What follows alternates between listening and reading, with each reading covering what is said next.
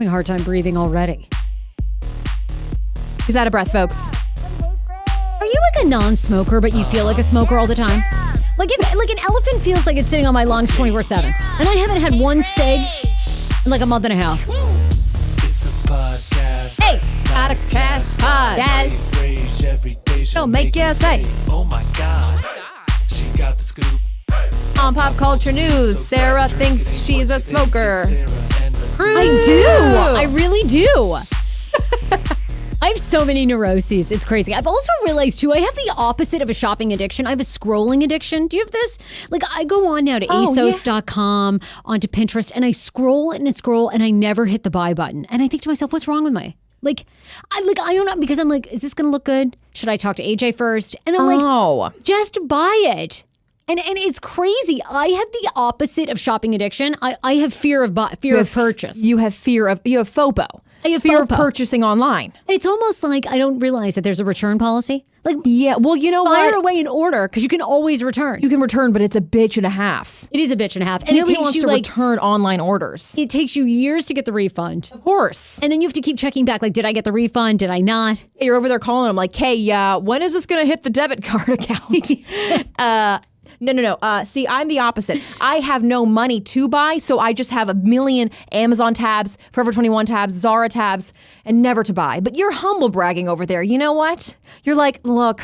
No, I'm not. It's an anxiety issue where I'm like, why can't I just hit purchase? You should. You buy a lot of clothes from Amazon, by the way, because I just read like a BuzzFeed article. Yes. Speaking of BuzzFeed, we need to talk about your career at BuzzFeed. I like that you've been on BuzzFeed, 2 months, and we're just now mentioning it? Hey, BuzzFeed. I know. Hey, AJ, what you doing? Well, my eye is fucked up, but I am on BuzzFeed. There's like some things going well in my life. I just read BuzzFeed's best fall finds from Amazon. And I'm like, I got to order something from Amazon clothing. That's so crazy. I saw that article too. It was like sponsored ads. And of course, it like caught my attention. And I was like, why am I not working for the fashion department at BuzzFeed? I'm over here at the news section.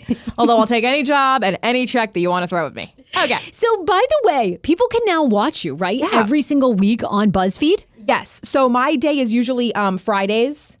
So every Friday around 12, 1, 2 o'clock, they release a new episode. It's called Did You See This? It's a fast-paced news show where they do funny, it's basically comedians' take on the news and pop culture stories. 3 comedians a day with 1 BuzzFeed news reporter, and we do the show together. I love this show. It's amazing. It's like ADD meets pop culture. Yeah, it's exactly. Like, it's texting, it's a pop-up of you, it's a pop-up of another chick, there's another dude. Are you guys even in the same room when you record this? Yeah, we do 3. There are 3 parts to recording. First, you take a selfie video, and then we go into a voiceover podcast booth where we're all sitting together and we do the table read. It's actually really cool. I mean, I wish I could record more, but they do it so fast. Like, they get you in and out in an hour, like the whole like production of it. Wow. And then, of course, they stay there and they work the next morning to produce the show. And this is in Nueva York. In Nueva York. In Nueva La York. Oficina de BuzzFeed. Where's that located by? Are they in Midtown? Are they like East Side, West Side? They're like in Midtown below. There's one office. There's actually 2 offices, one on 118th.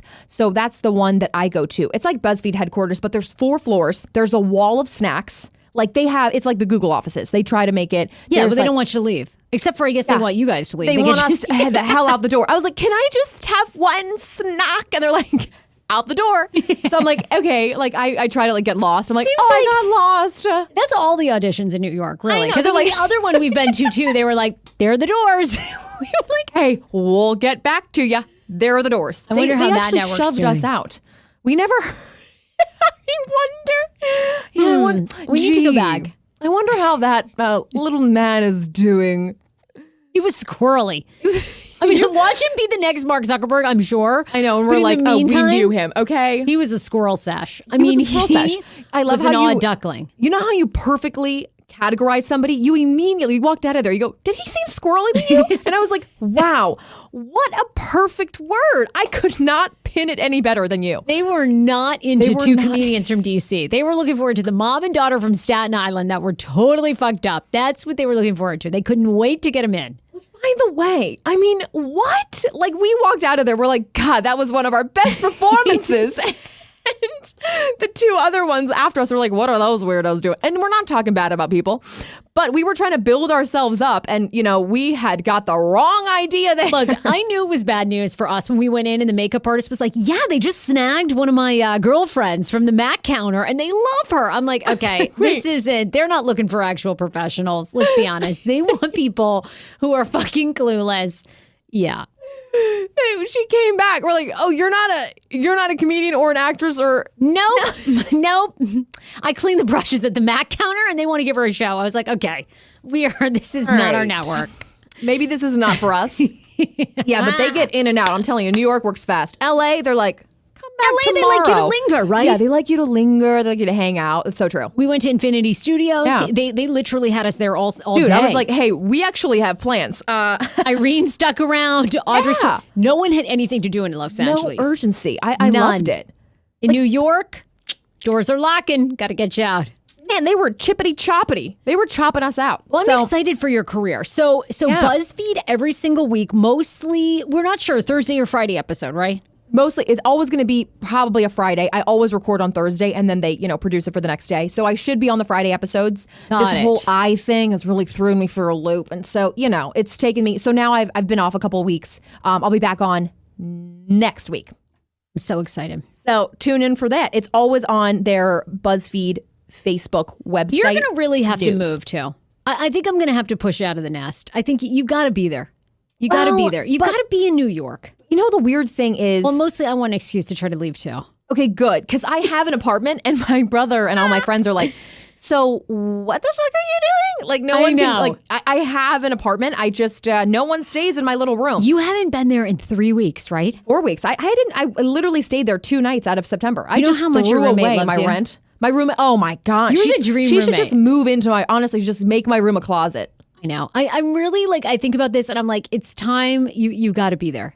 But what I was going to say is I'm actually a little scared now. Before I was so gung-ho, and then I got there for a day and then I had to come back. And I don't know, I feel so safe here. Really, I do. I know, that's why it's time for me to push you out of the nest. You got to go. You have to go. DC all the time. Here's the thing. You are going to be on SNL, but you have to push yourself to play in the majors. And that's very scary. And the problem with the entertainment business is 1 minute, you saw when you were on the show, this, Bring the Funny.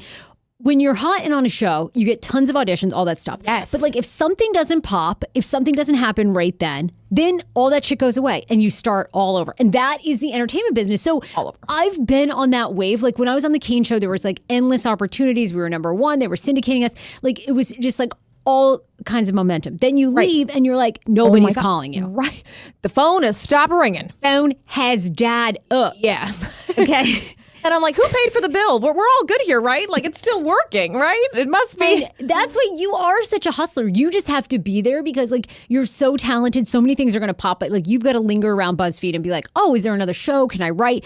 Just annoy them. Stuff. Yeah. And that's the feel I feel a little bit I'm holding you back because I love you so much. And I know we have great chemistry and everything, but I also want to push you out of the nest. And yeah, because I don't want you to lose that momentum because I know what... It gets a little scary.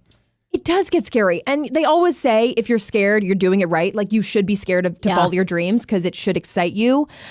But it's scary, y'all. I'm scared. Did I not mention that I'm scared? Hello? I'm shaking in my fucking boots. You're so talented. I cannot. You're gonna be so good, but you have to be there. Go out there, and you have to go network, and you have to go out with people, and you've got to go to every party, and that's where you're gonna meet every single person. Heather McMahon, every person, and then you'll be on SNL. Heather McMahon, if you're watching, I love you, and I see us being great friends, drinking Aperol spritz, what have you, eating charcuterie boards. But let's talk about what's going on in Mrs. Fraser's life. We're switching gears. I'm only switching because we have a sign here and it's very important. Get me pregnant. Okay, well, today we have a good show. So Dr. Shilpi, who's been on this show before. We love her. We love her. Remember the last time she was on, she did the menstrual show and told us all the best period products? That was such an enriching show. People loved that show. Yes. So she's back today and she's going to tell us how to get preggers, okay? And this show is super, super enlightening, all right?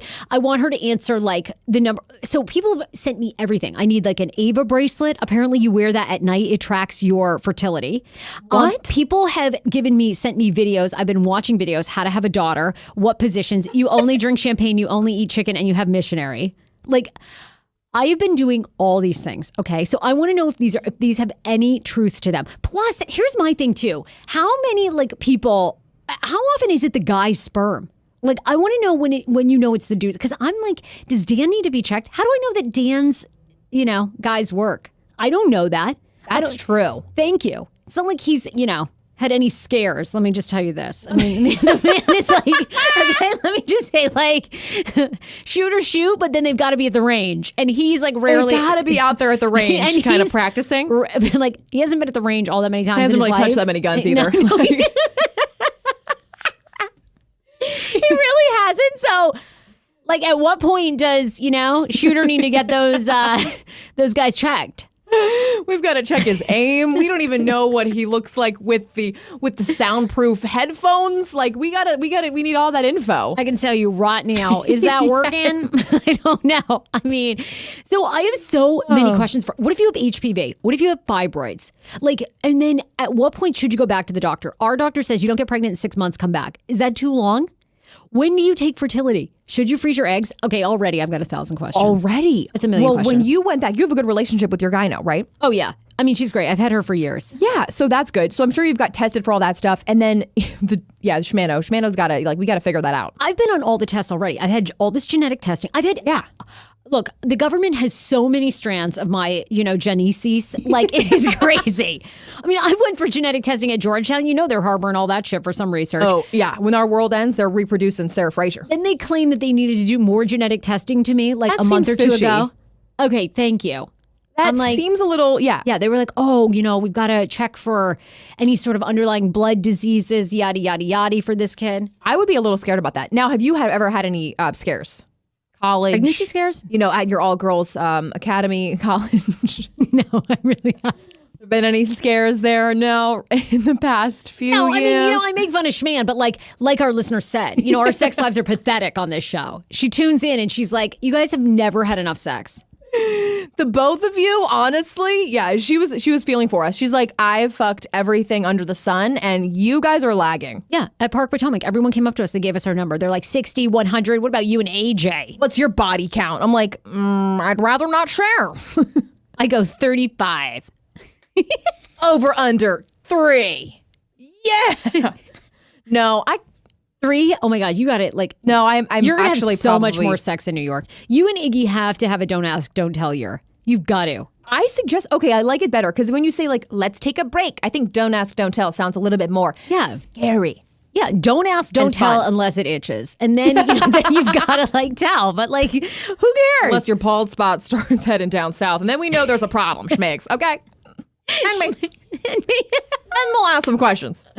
So anyway, we're going to have Dr. Shilpi on. Can't wait. Let's thank a couple of our sponsors. I want to thank them for sure. By the way, Monique Samuels, AJ and I are both going to her live podcast show. It's this Saturday, October 12th, Columbus Day weekend at City Winery in Washington, D.C. Notforlazymoms.com is the website. You can get tickets. Karen Huger, of course, you know her from Real Housewives of Potomac. She's one of the special guests. Poet from WPGC will be there. You can get VIP tickets, regular admission tickets as low as $15. Notforlazymoms.com. We love Monique Samuel. She's one of our faves from the show. And this is actually an ongoing brunch series. I think this is so smart. I think this is genius, actually. Because a lot of the shows are later on. Yeah. No one's really doing the brunch. The brunch show is genius. So you can now go, doors open at 11 a.m. this Saturday. And then, boom, we'll be there as well. And then the show actually starts at 12:30. Also at noontime, they have a VIP meet and greet section. So if you're a part of that, you're all set. Alex Newman from State Farm Insurance. Alex and An are a husband and wife team that take care of all your insurance needs from life insurance, auto and home, renters, condo. And they also offer financial service consultations that cover budgeting and retirement planning. We did it. All their consultations are completely free. They have a complimentary consultation, which Dan and I took, in which Alex and An sit down and review a prospective client, your financial and insurance portfolio to help recommend the best ways to fill in the gaps. They have 3 locations, one in Alexandria, Arlington, and Annandale, but they service all of the DMV.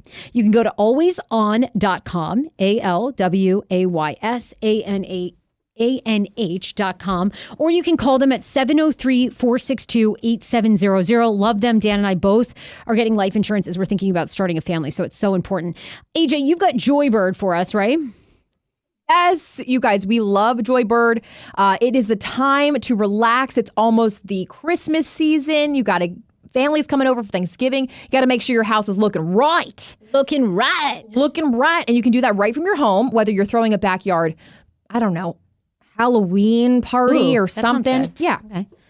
You got to go to joybird.com, order all your new look pieces. And actually right now they have a semi-annual sale. So a lot of things are, I'm going to throw this up on our YouTube. Everything is 30% off. That's a part of the semi-annual sale. So head on over. You get extra savings. Turn your ideas into reality with hundreds of styles and options. If you want a sofa, an aquatic blue, or indigo, they've got all your statement pieces ready for you. Love seat in the hottest red and inviting coral. Even bubblegum pink. If you can dream it and think of it, Joybird can make it a reality. Joybird offers a range of kid and pet-friendly upholstery options so that your creations can stand the test of time. If you got them cats, they be scratching. Well, you're good to go because these are going to stand the test of time. Each Joybird piece is made by hand with care and precision using high-quality hardwood and responsibly sourced materials to fit your exact specifications. Limited lifetime warranty included. Sit on it, sleep on it, and break it in. If you don't love your Joybird, return it. There's a hassle-free in-home delivery. Love that because I'm lazy and I don't want to be unpacking my furniture. They'll even remove all the packing materials for you. Free returns within 2 weeks of delivery. Here's what you got to do. See how Joybird can help you design your dream space. Make furniture your own at joybird.com/Frase25. Okay? Create the furniture that brings you joy today at joybird.com/Frase25. Frase25. Again, joybird.com Frase25. Receive an exclusive offer for 25% off your first order by using the code Frase25. Don't forget, you got to go right now. It's 30% off extra for their semi-annual sale. joybird.com/Frase25. Love you. Love you. Lastly, before we go to Monique Samuels' live podcast show, this Friday night, we are doing an Invisalign and a smile party at True Orthodontics in Fairfax. Someone is walking away with a free Invisalign treatment that night. Doors open at 5:30. It's a $6,000 value. So if you have been thinking about getting Invisalign, just show up on Friday night, hang around, and boom, you could be winning. This is happening in Fairfax at the True Orthodontics location. It's exclusive mocktail social with myself and, of course, all the Hey Frase fans. October 11th, each guest will receive an extra special Invisalign savings of $500. That's on top of the Hey Frase $1,000 discount that you already get with True Orthodontics. So join us at True Orthodontics. They're at 3903 Fair Ridge Drive, suite number 215 in Fairfax this Friday night. So if you just show up, you get $1,500 off braces or Invisalign. So if you have kids that need it, come on out, and then someone's walking away with free Invisalign. Totally. It's going to be a huge night. If you want more information, eventbrite.com, and you can just search True, which is TRU, trueorthodontics.us. I did want to tell you, update you on the story of, remember that, we were obsessed with this story. Natalie, the girl who, was adopted by the family. Oh, orphan from hell, yes. Orphan from hell, right? So BuzzFeed, ironically, now where AJ works, did a real breakdown of everything you need to know about the bizarre case of the Ukrainian orphan who may actually be an adult. So the family goes back to court. Remember the two parents that were arrested for abandonment of Natalie? Yes. They had their mugshots, yeah. Okay, so in November, this case, we could find out more details about Natalie's actual age. Because as of now, there's a dispute if Natalie is 30 or 16. Okay? We don't know. There's still no... That's a big difference. That is a huge span of life. She's either a teenager or already off her parents' insurance. And this is the interesting twist of event. So the man's family in Indiana, who are uber religious, apparently adopted her. Well, interestingly enough, over the past year, they actually withdrew the adoption of Natalie. But Natalie does still live with them. They did not respond to BuzzFeed's news request for an interview and have not spoken to the outlet at all. Okay. An attorney who was appointed to the Guardian, Ad Litum, a court-appointed attorney working in the best interest of the child, when the man's family petitioned to become Natalie's legal guardian in 2016, told BuzzFeed News that while working on the guardianship case, it was quickly apparent that she had to become involved in the separate case involving Natalie's age, okay? Because this dispute keeps on going. So the next court date for them will be in November 11th. We may actually be able to find out when, in fact, or if Natalie's real age will be revealed. So that's sort of the update, because as of now, nothing. It's just, they've done testings like on her bones and like.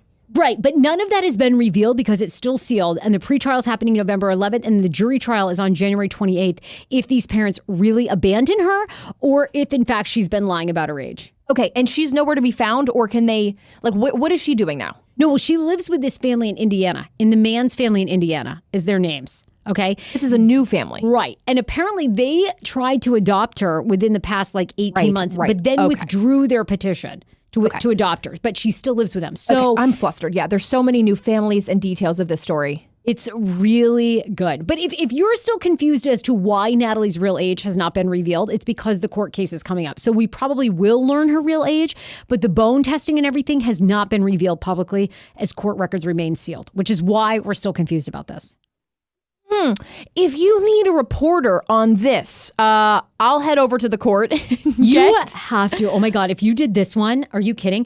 Christine Barnett, who you know is, and Michael Barnett, the original parents who adopted Natalie, say they are looking forward to their day in court.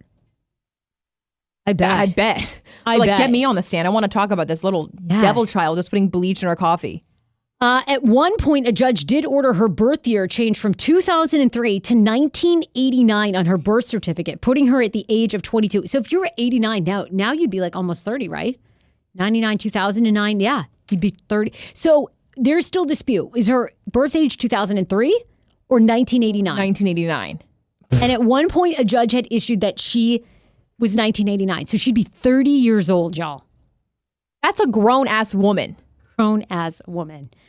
Grown as. But you know what they're probably going to do is just call her insane and just say she's like not in the right mind and all that stuff was. She's going to do that. You think? That's got what? How else could you be her defense lawyer? I'd be like, she's crazy, y'all. Look at her. She's nuts. That would be my go-to. You're welcome for the lawyer tips. Yeah. Thank you. Y'all are batshit. Anyway, there's your update. I'm fascinated by following that story because it's just so out there. Before we get Dr. Shilpi on, though, Nikki Glazer, you watched the special. A lot of people watching Nikki Glazer's new special on Netflix. And I want to talk to Alyssa. Alyssa has a friend. Their son is just, oh my God, they need your prayer. So I want to talk to Alyssa too. But really quick, you and I both watched Nikki Glazer's special. I stopped after like 20 minutes. Like I watched all the blowjob stuff, like her learning to give a blowjob. And I was really happy because she said at first she blew on it and was hoping that was all it was. But then, of course, you realize that that's not how you do a blowjob. You realize, yeah. My only thoughts on love Nikki Glazer. If you guys want to see her, November 22nd, she'll be at DC Improv. Your girl's gonna be there. But she goes on for an hour. It's just strictly sex talk. Dicks, sex, how to cum. She talks about how cum is disgusting. It's like a mucusy substance. Like she gets into it, y'all. I mean, and then kind of the end, she ends it with like, is this what feminism is? Just like talking about how disgusting it is and how blowjobs suck. I don't know. For the first 10 minutes, I was like, is she going to talk about anything sex else? Yeah. I understand that the whole thing is called, the special's called Bangin'. Nikki Glazer Bangin'. So you're thinking, I didn't realize, usually you pick one thing from a special and make it the name. Like mine's going to be called Two Sombreros. Yes, it should be. You know what I mean? It should be. Mine's going to be Don't Shoot Me Low. Because nothing drives me fucking bonkers. Like, do you know how many people get low in their camera shots? Like, I'm like, why are you getting low to get me at my widest? Get me here, up top, and only the bust up, okay? How many times do people go, oh, okay, click, click, click. No, don't it's like shoot my head's me low. shut off. Yeah, I like that. Shoot me goddamn high. And then the whole special, I'll be high.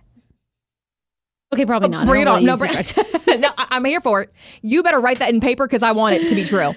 So it's just basically an hour long of Nikki Glazer talking about sex. And I think it's liberating. I think it's awesome. I don't think a woman has actually, I mean, it's admirable for me to see somebody talk one thing for an hour. Like just, give her a topic. But I feel like people engaged. That's pretty amazing. And keep people engaged. But it's unfortunate that she had to use like sex and drugs to make it to be like a crutch. Like a lot of you hear. Do you think it was? Or do you think it's genius? Because now that you say that, I guess, you don't. Dave Chappelle goes on from topic to topic. Whitney Cummings I watched her special, different topics. And I enjoyed that because who can make a robot, you got to watch Whitney Cummings. But I see what you're saying. Go. So then I'm wondering, like, maybe that's the genius of Glazer.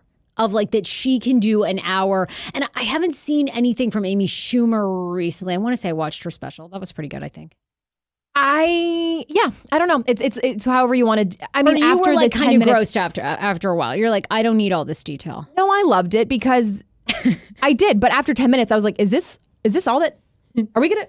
Did you watch it with your parents? No, with Schmigs. Oh, good. Okay, good. He's like, I don't know why you're saying this is weird. Like, this is fucking hilarious. I was like, okay, Schmigs, okay. Okay. So, I mean, Okay, Schmigs, you gotta tell us about when you got your first blowjob. Yeah, okay. It was actually really, it hit home for a lot of me because she like talked about like giving a blowjob, like what it is. But you guys should watch it. I mean, it's really interesting to me how she talked about sex for an hour. You finish it, you're like, we're still on this, but still laughing. I gotta watch then. It was funny. She's like, it's always funny when guys like ask me if I'm taking like the morning after pill. Like, bitch, it's really cute that you think I would even keep your baby like full term. It's funny to me. Like, you're a hideous person. I would never. That was like my favorite part. Like, it's just like you sleep with a Chad and he's like, you should definitely take like plan B. And she's like, I would abort your baby anyways. So there's like no question. And then when a guy comes in your mouth and his bathroom is shared with like 3 other roommates. So you walk outside, all the roommates are there and you're like, oh my God, hi guys. That was really funny. I did see that part. Loved that. That was great. All right. Well, we're going to switch total gears here to Alyssa, our intern, who we love. And then we'll get Dr. Shilpi on. And if you have any questions for Dr. Shilpi, you need to follow Dr. Shilpi on Instagram. You can hit her up there. You can drop a question on our YouTube channel, which is at Hey Frase. Be sure to tell somebody about the show, too, about the podcast that has never heard of us. We love when you guys share it. Alyssa, tell us about your friend. Their little boy is going through a terrible health situation. They have a GoFundMe up. We want to be able to help you guys. So tell me a little bit about it. So it's actually my friend Cassandra's nephew. He's only 10 years old. His family brought him in to see a doctor sometime last week. They thought he had a really bad cold or some type of sinus infection. So they were getting him some antibiotics for it. And they ended up receiving a diagnosis of stage 4 rhabdomyosarcoma, which is a soft tissue cancer. And it's apparently pretty rare and very difficult to treat. So they started a GoFundMe for $75,000. And again, this is just last week, about 5 days ago. They've already raised upwards of $60,000. This is amazing. So, yeah. Amazing. Yeah, it's doing really well. But of course, they need all the support that they can get. There's been a lot of support on Instagram. They started their own Instagram page. It's Shaylin Strong, SHALIN Strong. STRONG. Wow. So yeah, they're just really needing all the love and the prayers, and of course, the financial support that they can get. He's so cute. Does he like to dance? Cute. Yes, he's a little dancer, and he is so talented. Oh my gosh. I wish I really even had an ounce of his talent growing up. I probably would have made the Redskins cheerleaders. You'd be such a hot Redskins cheerleader. You need to audition again because you're there. Yeah, you really do need to audition again. Thank you guys. Plus, they should definitely take you. I mean, they also need any help they can get. Oh my God. Like they're up to 69,000. Wow. They're going to hit their goal. Easy. Yeah. No, for sure. Wow. What a sweetheart. What is his prognosis, or they don't really know yet? He's just started his surgery and treatments. Mm-hmm. He's just starting his treatments. Yeah, for a little guy. And he has 2 younger siblings. He's the oldest, and I always see these Instagram videos of him and his little siblings, and you can tell they look up to him so much. Yeah. So it must be just really, I can't even imagine. And what they the family's need the going money through. because when you do things like this, you have to take time off work. The parents do. Your insurance only covers so much. Plus, the cost of staying. Is he getting treated at Children's? Do you know where he's getting treated? I did know it's somewhere in Virginia. Okay. It is somewhere in Virginia, but I can't remember the name of the hospital specifically. Well, Nicholas's fight, we're totally praying for him. You've been great about putting it on our Instagram at Hey Frase on the IG story. So swipe up and donate if you can, and he will be in our prayers. Yes, you got it. All right, Dr. Shilpi is on right now. It's all about how to get pregnant. All of your pregnancy questions answered. So many of you guys have been hitting me up telling me how to get pregnant, how to have a little girl, how to have a little boy. Ultimately, I just want to have a healthy child. But here we go with Dr. Shilpi. Dr. Shilpi, you're here on the podcast. You're back. Yes. It is the Get Preggers edition. All right. We got a lot of people out there trying to get pregnant. We have a lot of people trying to get pregnant and a ton of myths. And, I'm trying to have a daughter. Right. So I have been on all the YouTube videos where you're supposed to only have missionary. You can only drink champagne. Right. And a lot of chicken breast. It's like it turns out to be a girl because it's just like, oh, you only drink champagne. So I want all your advice today. Like, how do you? First of all, let's talk about how you get pregnant, and then we'll get into can you actually control the sex of your kid? Because there's all kinds of like methods out there. Yes. And I found myself watching some people on YouTube, and I was like, these people have zero qualifications. Yeah, no credibility, but like a million followers, so why not? None. All right, well, I've been pretty open. Dan and I just got married a little over a month ago.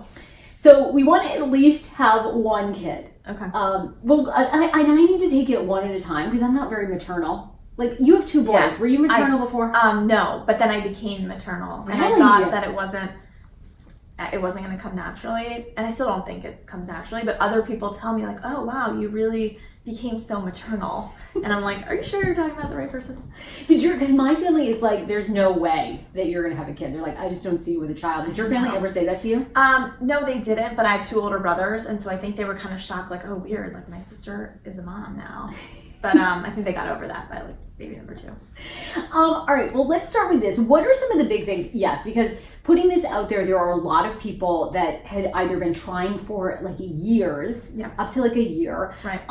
People that are currently trying. And definitely it seems like sometimes from my social media that it's very difficult to get pregnant. Yeah, and isn't that so weird? Because like you spend your whole life being like, oh, I don't want to get pregnant. And then now when you're trying to get pregnant, you can't get pregnant.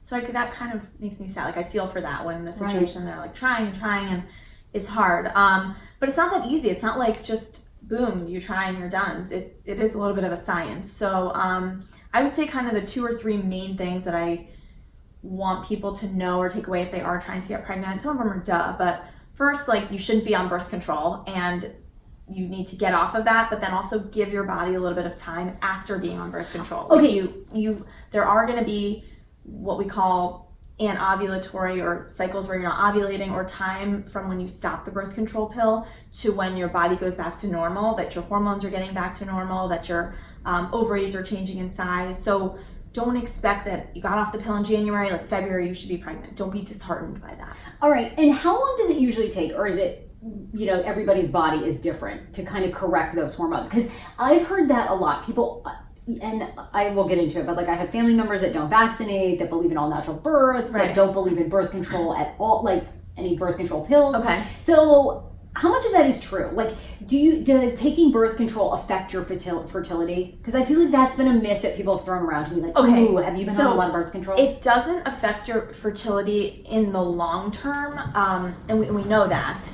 In the short term, meaning after you come off of it, in some cases you can have a delay in the time frame that you go back to having normal cycles. Now, that being said, sometimes people have been on birth control for years and years, right? Right. And they were put on the birth control because their periods were irregular. Right. So when your periods are irregular, you might already have an underlying thing going on, and then for years and years you were getting these sort of fake periods by taking the birth control pill. And so they think, well, my goodness, I was on birth control for years and this is what caused the problem. But no, actually, you might have had that thing going on beforehand, right? So something like a polycystic ovarian syndrome, you might have read that, like PCOS, which is where some women have irregular periods, or where situations where they're skipping their period or something like that. So the long and short of it is birth control in and of itself isn't going to affect your fertility, but what it might be doing is masking an underlying problem. And then number 2, when you come off of it, you got to give your body time to bounce back.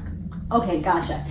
So let's talk about regular periods, because regular periods seem to be like the key, I guess, to pregnancy. Right. So tell me about why regular periods are so important. And then I feel like it is disheartening for a lot of women. Like, what do you do if maybe you've been off birth control for a year or 2, but you still don't have regular periods? Yeah. So it is important to have regular periods in that it increases your chance of becoming pregnant, because a regular period indicates, like if you're having a cycle every month, more than likely you're ovulating as well, right? The cervical mucus is such a big deal. That is one way that you can tell that your body is very fertile, and that is sometimes the difference between getting pregnant and not, because the mucus is what helps the sperm to meet the egg. The mucus is what helps to get rid of the bad sperm, and the mucus is what helps to kind of facilitate that whole process. Okay, so what if you're a woman? I mean, I didn't even, it's so insane. I had no idea that's what that meant. What if you were a woman? Does it mean that you're not fertile if you're not seeing like a mucus discharge every month? It doesn't mean that you're not fertile, but I think it makes it a little bit harder to just rely on natural prediction to try to get pregnant. So you might have to look at some other signs. I know there's thoughts on charting your body temperature. Yeah, I want to going with like your cycle length. And that's the other thing. Not everyone has these like 28-day cycles, right? So back to your thing about what if you're a woman that just isn't getting pregnant, haven't had real regular periods for years and years. That's when you got to see your doctor. And hopefully you don't wait too long. I think there was this old myth of if you're under 35 and you haven't had a baby in a year, go to your doctor. If you're over 35, it's been 6 months, go to your doctor. I disagree with that 2,000%. Really? I think Okay. you should go to your doctor even when you are not even thinking about getting pregnant if you have irregular periods. Because I have women in my office that are undergrads, right? Like young students. But if they have irregular periods, it's really important for me to tell them, hey, you're not thinking about getting pregnant right now, and I don't want you to worry about your fertility because maybe right now you're not trying to get pregnant, but you do have to think about this and don't hesitate or don't wait. Don't wait on it. Yeah. Okay, because I went to see my OBGYN probably about like 2 months ago in anticipation that after we got married, maybe even longer ago now, but anyway, that we wanted to start having a family. So, doing that, she basically said that, if you don't get pregnant within 6 months, you need to come back and see me. Is that the standard? Or you think what? Try 3 months and then go see her? Well, I think because you already saw her and maybe she did some testing or she talked to you about your cycles and you kind of fit the picture of potentially not having any hangups, I think maybe she gave you that 6 month time frame. Okay. But I think if there's women that have other complications like, hey, I've had irregular periods my whole life, I've been trying for 2-3 months, I think they're going to be less likely to say, come back in 6 months if you haven't been pregnant. They're going to do some testing for you, check your hormone levels, check your follicle reserve, all of that stuff. So bottom line is that you should be seeing the doctor sooner than what I think most people think. Really? Yeah. Okay, and then when I went, they also had said, they talked to me about regular periods, and then basically you talk about having sex. Right. How often are you supposed to have sex? Multiple times a day, once a day, every other day? I hear everything, right? Everyone has different theories. Everybody has a different theory. I truly believe scientifically that it's not necessarily the amount of times that you are having sex or the amount of times that a couple is trying to conceive, it's the time frame. So what that means is, let's say that you're going to ovulate tomorrow. Okay. At this point, you should already and you're trying to get pregnant. If you wait until the ovulation day, you're too late. Okay? Okay. So what you need to really be doing is saying, okay, 5 days before I think I'm going to ovulate, I need to start planning and trying to have sex then with my partner, because then if you want to try every day, fine. If you want to try every other day, fine. If you want to try 3 times a day and you have that kind of time, fine. But the truth is, it's just more about having the sperm and the egg meet at the right time. And so if you try too late, i.e. you've already ovulated and the egg is already there, the sperm might come in too late and miss that window of fertilization. Because the sperm, it will kind of basically hang out in there, right? Will. It's kind of hanging out in your vagina for a couple days. Exactly, and that's where the cervical mucus comes in. That is one of its main goals, is to help to hold on to those little spermy guys and say, hey, we're hanging out, we're waiting for this egg, and then they fertilize. Insane. I know, it's insane. It's crazy, the miracle of life. But science, right? It's like a freaking miracle. It's crazy. All right, talk to me about trackers. You kind of mentioned it a little bit. We got married in the Catholic Church, so we had to go through Catholic classes, and one of the big things that they pushed was natural family planning, which seems very dangerous, essentially. And if you're not trying to get pregnant. If you're not trying to get pregnant. Yeah. It seems like it probably won't work. But anyway, they have like a Catholic tracker app. So, I have been using it because I was like, all right, you know what? Let's see if this actually works. Take my temperature, see if I can. I've never really paid attention to my ovulation. Yep. Mm-hmm. So, any trackers that you actually recommend for people, do they work? And then I want to ask you about the Ava bracelet, because a lot of people have hit me up about that. Okay. So trackers, I think just your regular period tracker, like I use an app on my phone to just kind of track my period. I think there's one literally called like Period Tracker. Okay. And that will help you because it looks at your cycles and it can kind of tell you, Sarah, you have 28-day cycles, so you're more likely to ovulate on day 13 or day 15, and you have that data. So I don't think there's any specific one that I recommend, but you should be using something to track your periods that's not just like your calendar. Gotcha. Because you want something to be predicting the actual cycle length. Okay. The one I use is called Flow.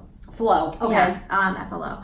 And then the Ava bracelet. Okay. Tell me about the Ava bracelet is so interesting. Tell me what it is. I don't even know what it is, but people are like, you need the Ava bracelet. And then, of course, ever since I put my story out there, I get things like, oh, my girlfriend used the Ava bracelet. She got pregnant the first time. Yeah. It's about $200 or $300, I think. It is expensive. I think what the Ava bracelet does is it kind of does a lot of the work for you. So you don't have to do the tracking of like your body temperature. You don't need to do the tracking of your like cycle lengths, and it looks at a couple of other parameters, and they actually have done a research study on using it, and you wear it at night, and then in the morning it tells you like, this is your fertile day, or you should start having sex now, and it checks on things like I believe some hormone levels or like your surges in hormones. So I think that I don't think it's a bad product. Okay. I think that it makes a lot of sense, and it comes from science, which I like.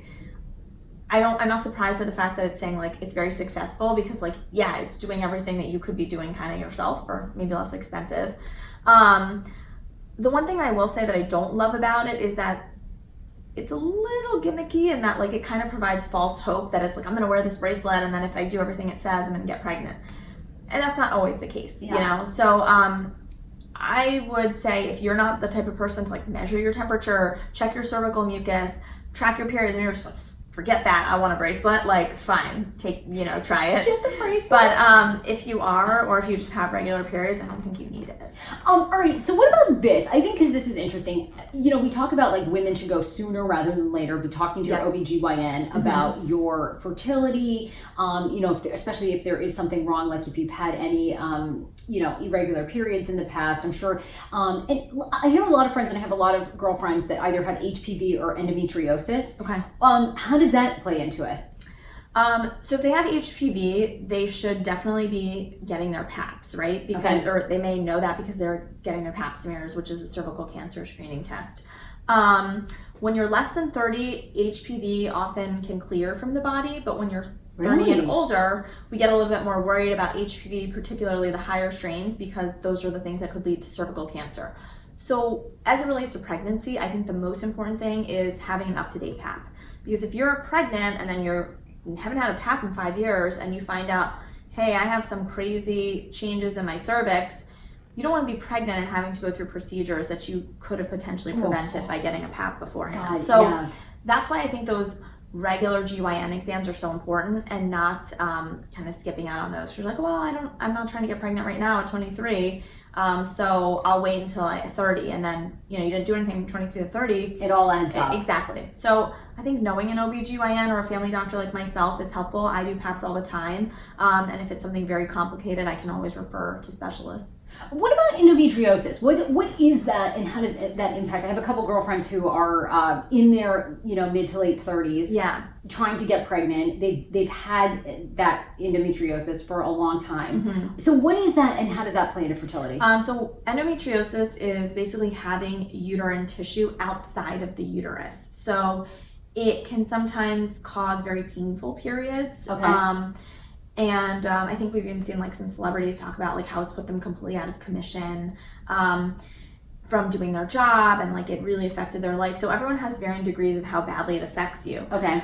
I don't think that it necessarily leads, like if you have endometriosis, you're going to be infertile. I just think that in some cases, those are also the women that then have variability in their periods, right? They're not necessarily having the regular cycles. Their cycles are very painful. They were put on birth control for it, whatever the case may be. Right. So I think that, again, if you have it, it's just sort of one more thing that you need to make sure is under control before you try to get pregnant or evaluate it, because sometimes people have so much uterine tissue outside of the uterus that they have to go in and get a procedure before they can get pregnant. Wow. Okay, yeah, you got to know that like ASAP. Yeah. But most people who have endometriosis They know. either know or they know something's not right, you know? Yeah, so yeah, they're it's- like already having talked to their doctor. Right. It's one of those things that Yeah. it's not subtle. It's not I'm just sure. like, oh, I didn't know I had that. And then if you did have it and you are pregnant, then it probably wasn't an issue. What about at what point and when should your man go get checked? Because I think we spend a lot of time talking Yeah. about, are the women's eggs, ovaries. One of my things with Dan, and I went and did, I guess they did a bunch of genetic screening maybe before we tried to get pregnant. Is that sort of the norm now too? They took like a...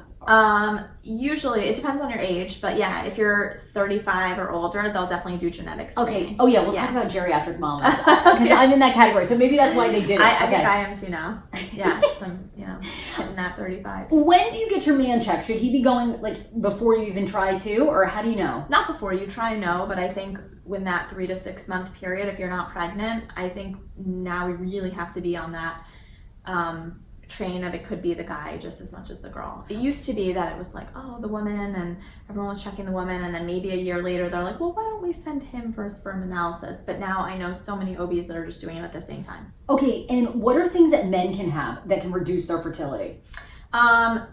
Shockingly, some of it's lifestyle. So Really? a lot of alcohol. Oh, booze will kill that sperm? Yeah, totally. Oh, never Sitting knew for that. a really long time. They have some studies. We talked about that, I think, recently, where they said if men are very sedentary, it can sometimes lower their sperm count. Putting the hot laptop right here because it changes the temperature. Yes. And then other medical stuff, like they had a history of undescended testicle when they were younger or something like that. But those are, again, things they might know about. Wow. Oh my God, I never knew that. Okay, so you gotta cut the booze. Yeah, cut the booze for sure. And then obesity, like if they're very overweight or sedentary, those are things that are not great for sperm. Speaking of that, so I have reduced my alcohol mostly because I just misbehaved so much like leading up to my to my wedding. How much does alcohol, cigarettes, I have a couple of girlfriends that smoke, actually, trying to get pregnant, having a very difficult time. And I'm like, why don't you quit smoking? But I know it's easier said than done. But how much does like smoking, cigarettes, drugs, if either person are doing that? Like, should you cut those out altogether? How does it go? I would. I don't think that put it this way. If you find out you're pregnant, you're going to want to stop smoking, right? So why not stop smoking beforehand? Right. And then you don't set yourself up for a pregnancy that you're in the situation where you have to quit smoking. Yeah, you're like withdrawing from cigarettes and you're with this Exactly. I think as much as you can, live your life as healthy as possible, right? So like eat a healthy diet, exercise. If you're having a glass of wine or two here and there, fine. Like if you're binge drinking and blacking out every night, like you should work on that. Because that's also, those are dangerous things. And then in terms of drugs and smoking, I think as much as you can, really try to limit that with the goal of having it completely go away once you are pregnant, because it's not great for a developing baby, but also for you as a mom. And the other thing that I was going to say is a lot of people are on medications for things like depression and anxiety. Thank you. Oh my God, I wanted to know that. Yeah, give me all the deal. Like if you're on Zoloft, what's the scoop? Okay, so one thing people should really know is that medications like Zoloft can actually mess with your periods.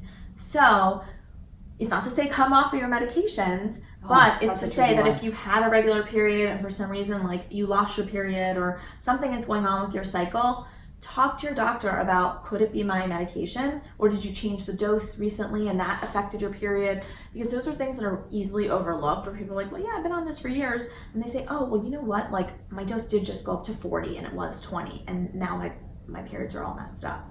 That being said, too, if your medicine is helping you, we've done a lot of studies where there's some potentially safer than others, but it's not a good idea to come off your medicine just because you're trying to get pregnant. What about things like Adderall? Same thing? Mm-hmm. Like, I would always think Adderall is a tricky one. Not the same thing, because it's kind of like, it's a stimulant, it's an amphetamine. It's different than a antidepressant or a anti-anxiety medicine. If you're taking Adderall, you should talk to your doctor about figuring out some other non-amphetamine options for your ADHD.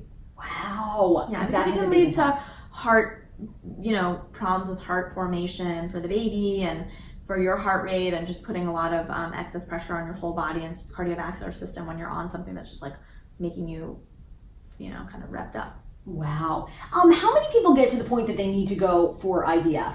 That's more like than we think. Really? Yeah. Which is insanely expensive. I is. don't know if your insurance ends up covering some of it or not. I think now they're pushing to have it cover some, but there's definitely like a big out-of-pocket cost. So there's different things, right? There's IVF, which stands for in vitro fertilization, but then there's IUI, which stands for intrauterine insemination, and there's a whole host of different things, right? So it doesn't mean just because you can't get pregnant on your own, that you seek treatment from a fertility specialist, that it's like, you're in my office, like, let's do IVF, Yeah. They're going to try a couple of different things. And I think that's what people also don't realize, is that you have a lot of different options. They might be able to give you just a pill medication to help you ovulate. And many people get pregnant with that, something called Clomid that can help you.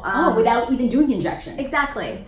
Never knew that. Yeah, so you could, that's why I think it's important to kind of get rid of the stigma of like, oh man, I can't have a baby on my own, like, I'm screwed, Right. You're not necessarily.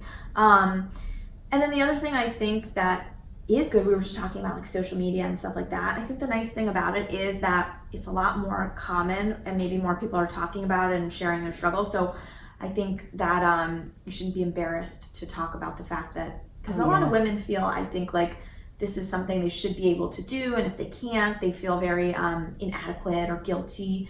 But there's so many people that are going through it, and so many people that at all ages. I'm over 35, so I'm like, okay, well, we're geriatric parents. Although they never say that at the OBGYN. They're like, oh no, you guys are actually young for this area. Like, they're saying in metropolitan areas, people are in their 40s, like having kids. I'm exhausted now. Yeah, how are you pumping one out at 41? I don't know. That won't be me. Yeah, but women are doing it. No, I know, and I think to be fair, power to them, Because I also think those are like badass women, and they're probably better parents than like I am at a younger age. They're probably just more with it, but in general, other priorities and stuff. I always gave my OBGYN credit because I think since probably the time I was like 31 or 32, she was always saying to me, you should be thinking about it. Like, yes, you hear of these women that are in their 40s having them, but that's not. Not everyone is Janet Jackson. Right. Like, it just doesn't. Right. That's not the norm. Yeah. So she's like, don't, do it obviously when you're ready, but just be. I think I was always appreciative that I think she was just like saying to me, just be aware that like the longer you wait, this could be difficult. Right. Like, don't be surprised if you wait until 40 and then it becomes a big challenge. I think that is another thing. People don't like hearing that. I'm kind of more, when it comes to the situation too, like, not a tough love person, but it's kind of like, don't be naive, Like, if you're gonna say, well, I'll figure it out when I'm ready, and when I'm ready happens to be 39 or 40 or 42, it might be harder than when it was when you were 32. Right. And that's okay, but you have to be realistic. Be realistic, and don't be surprised if you don't get pregnant right away. It's not to say that people who are 41 and trying for their first kid don't get pregnant right away. They do, but it's a little bit harder. And we know that the quality of those eggs and things like that, and the chance of slight genetic problems and all of that, still small, but increases as you age. Okay. Obviously, we could talk like 2 hours about this subject, but I want to ask you about egg freezing, and then also about if you can actually determine, if there's sexual positions that help you get the sex of your kid. I'm working on those. But okay, one last thing. Over the years, I've been approached by many fertility clinics who have advertised, whether it was in radio or television, to freeze my eggs. I never really wanted to do it because I kind of, first of all, it's expensive. It's expensive. Yeah. It's expensive to then, kind of pay a rental fee to bank them. And, quite honestly, you're injecting yourself for 2 weeks, and then you've got to have a procedure. You've got to be out for the day. Yeah. So I just thought, I'm going to roll the dice and not do this. But a lot of women are doing that. And then I think what's interesting, you're seeing stories now that are saying even egg freezing, that it can be very difficult still, because like lots of times those eggs don't take. Yeah. It's a gamble. What I think is good about it is that if you're doing it when you're really young, the quality of that egg is theoretically better than when you're older. Got it. So that's a good thing. And you know what? Not to interrupt, but what else blew me away with that is lots of times you actually have to do 2 rounds. Oh yeah, I have friends who've had to do 2 or 3 rounds to get enough eggs. Honey, I ain't doing and this. they have to inject themselves, and and it's hard. It's not like you just easy. go and like you pee in a cup and buy, right? It's hard. You have to take medication to stimulate your ovaries. Then you worry about things like overstimulation. So there are side effects and there are risks. But I think the biggest takeaway for that I can tell people is you research the person or the facility that is doing it. Okay. It should be run by someone that specializes in what's called REI, reproductive endocrine infertility. So it's not just any OB that's like, running a food truck that also freezes eggs, right? Like you have to be very, very careful who you're going to. And then number 2, you have to be very cautious about the policies that they have for sort of storage and reusing those eggs as well. Wow. And they should be informing you of all the risks, because there are risks. Can you actually determine the sex of your child? I've been Googling a lot of YouTube videos how to have a daughter. As I mentioned, champagne What's only. like the obviously champagne only. Yeah. And like, is it for guy, like for boys, like whiskey only or something? Most of the women said stop drinking, and then you should only have missionary, like you want to have shallow sex positions. Right. So that I read that too when I was looking, because it said like sperm that's too close to the cervix is likely to be boy sperm or something. Yeah. Yeah. Then like certain, like they list all these foods, like basically like a lot of proteins, like eggs, like chicken, broccoli. Yes. I have no idea if any of this shit works. I have subscribed. A lot of people also say you need to like, then after you have sex and you're ovulating, leave your legs up in the air for like 10 to 15 minutes. Okay. Did you ever try that? So 2 different things there. So number 1, if you look at all the studies, all the science, you can't really like pick. You can't. They have a million methods, and it's none of them are really proven. So you could try whatever you want to try, and then but it's all shit. Yeah, but it's like all it's kind all of BS. hogwash. Yeah. So all these videos that have thousands of views, not of true. like this position leads to a girl, Yes. like this food leads to a boy. It's pretty much not true. I can guarantee from science. Now, the thing with the legs up in the air. You're a scientist, yeah. Oh, does I that will work? say- I spent some time doing that. Yeah, okay. I will say that what makes sense about it is that it facilitates the sperm traveling up to the point in the uterus. You where gotta it needs hold to that meet semen sex. in. Exactly.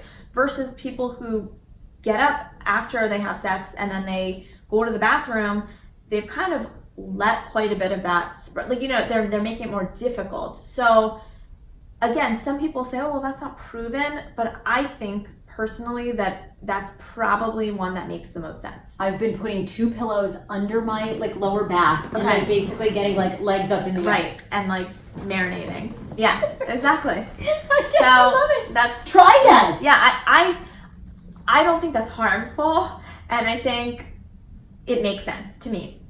Okay, Medically. amazing. Did we miss, Dr. Shilpi, did we miss anything? Like anything else you would tell people, women out there, guys out there who are trying to have a child?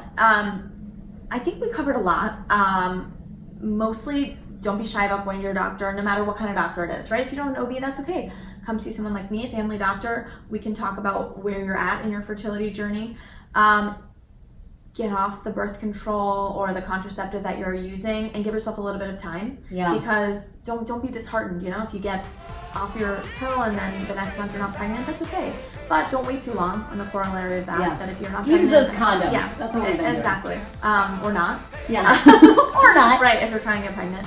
But those are the main things, I think. And then, don't be embarrassed or ashamed, because I think that unless you seek help and find that support, it's hard to go through that for many women. You're not taking on new patients, are you, personally? I know you no, I teach am a not. lot. Yes, yeah, I work in a university setting, but you can definitely DM me or send me a message on Instagram or Twitter, and that's at Shilpi, SHILPI MD for medical doctor. Okay, awesome. That's where people can find you. Yep. Thank you for being on and enlightening us. Now I know. Yeah.